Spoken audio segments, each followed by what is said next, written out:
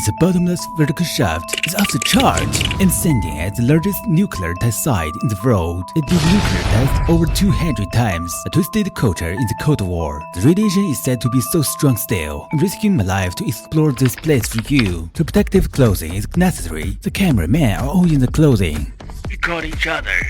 The clothing may keep you from the dirt and drugs that are radioactive, so they won't live with you. We entered Kazakhstan through Kyrgyz. Our destination is Green Space Shuttle, but our first stop is the Soviet Union nuclear test site in the Far East. We are driving Li Autos cars. This GL9 has 6 seats. We may lower the third row to make it space loading platform. This extended train car can use gas, then it can still use electricity. So it feels good to drive here. After 20 kilometers of the brave road is a cross pass, so I changed it to the cross-country mode with an effective ESP. It has a light cross-country capability. Since it's a long journey, I've changed its mounted carpet suspension to the comfortable mode, so it's sport and soft nozzle started flying. You can see an artificial lake at that hill. I should be the first Chinese who has driven here. It feels complicated.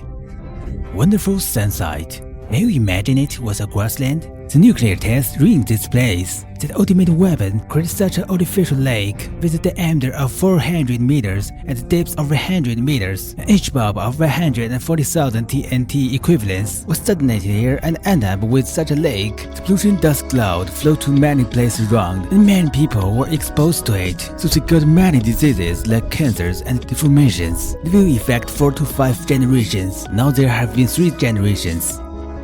It feels too bad to think about it. I'm holding a Geiger counter.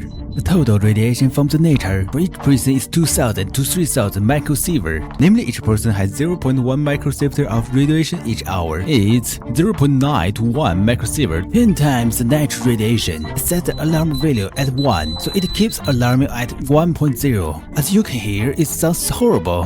The sound of that, guys.